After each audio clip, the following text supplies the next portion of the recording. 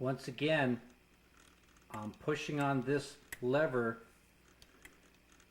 that dropped off of this bar, and this lever is connected way down this arm. This arm goes all the way down and then bends and points upwards.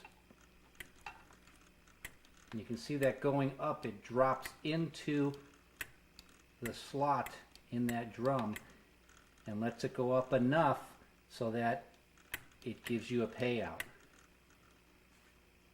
But remember, this can pay out either 2 coins or 8 coins depending on what number you're playing for. Here I've cycled the machine and I have a number 6 showing, so I'm going to pay out 2 coins when I hit a 6. And you can see this is right before I'm getting ready to hit that winning combination. This is the lever that's waiting to go up and into the drum to find the 6, and it's going to let go as soon as this bar moves away. That allows this to drop, which will throw that lever up and find a 6. And the last thing that happens, this lever also comes down and is pushing on a secondary arm down here. And this arm is connected to the shaft, which rotates and goes over to the payout. So you'll see this drop in, and you'll watch this go past here and trip this second lever. It actually went past it. You can see it there, it has moved past, but pushing on this lever right there allowed the coin slides to go over here, so we're paid out 2 coins. Even though this first lever was tripped and we went past it, we did not trip the second lever. There's a second lever back here and a second shaft that rotates. If this would have been one of the other winning combinations that pays 8 coins, then that arm would have fallen even further into the drum, and it would have allowed this arm to go a little bit further and push on this second arm here. And that clunk you heard was as I let the rest of the coin slides go by pushing on this second one. And that's the combination of the 2 levers being tripped. That's what gives you all 8 coins being paid out. While we're rolling for our second set of dice, this lever is going to fall into the numbers. We have this other lever on this side, which is for the 7. If this lever drops down, it's because it found a 7 slot in that drum, and this is linking back to the handle to tell it game over. You have to put another coin in. This is a view of the front of the mechanism as seen from the position where you'd be playing it. So we have the left hand drum and the right hand drum. This is the 7 finger, and it's hitting on the bottom of this drum because we don't have a 7, we have a number that we're playing for. And you can see how long that finger is. It's gone way up into this drum to let us know we've got a number. So we start playing for that, and on the right hand side we have the 7 feeler, which that is hitting a piece of metal the outside of this drum, so that has not fallen in. But over here, this finger, that found the number and it fell way into the drum.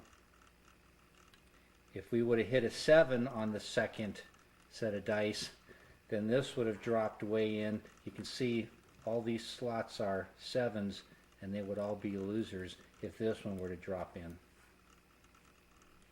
On this 7 lever, the lever that detects if you get a 7, there's a peg sticking out. And there's also a peg sticking out on the lever that detects numbers. It's the peg that I'm pushing on. Those 2 pegs work an assembly that's called the Gold Award.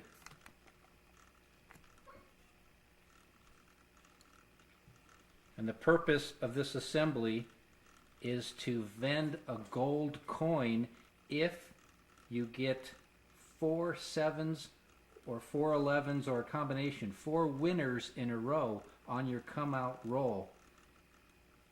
This mechanism will vend a gold coin. The way the mechanism works is each time a 7 or 11 is hit, that peg I was talking about raises up and increments that one click. You notice this lever is starting to move and it stays there. Now let's see, I get another 7 or 11, another winner, causes another step up. If I get another 7 or 11, as long as I keep getting 7 11s, I keep stepping up. Now what happens is on the 4th step up, you've got these 2 little levers here which are holding back the gold coin. The gold coins are in front on another plate. When I get that 4th winning number, that 4th winning 7 or 11, rotating it up to that 4th position allowed this to move. And by having this fall back, it's going to let a gold coin drop, and the other lever holds the rest in position.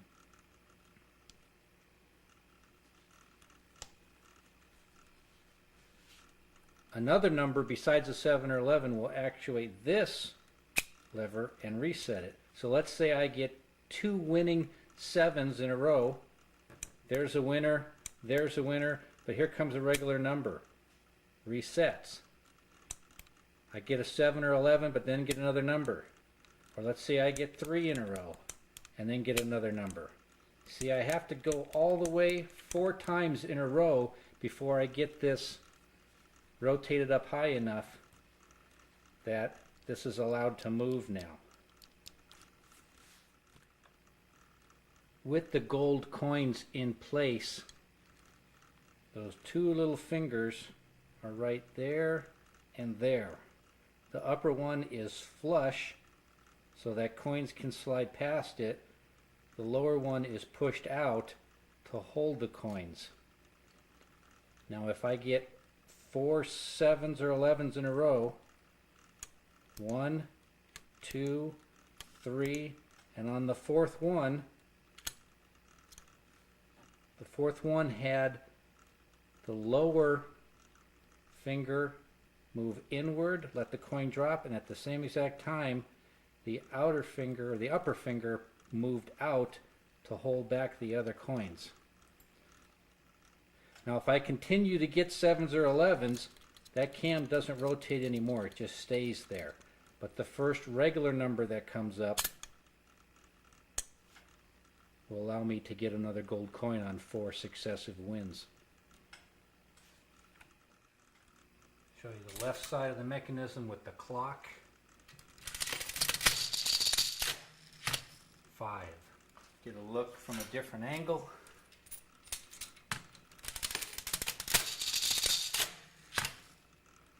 First lever was working, a first bar, and we have a winning or a combination of 10. So now this second bar is going to come into place, and this will slide over looking for that 10.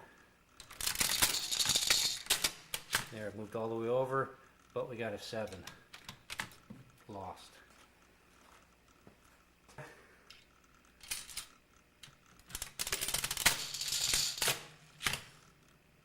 Have an 8, so we're playing for 8 now.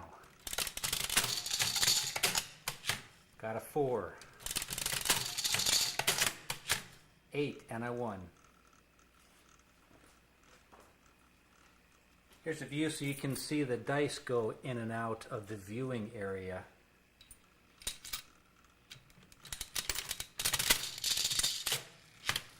Got a 6, so I can play for 6 now. 7 lost.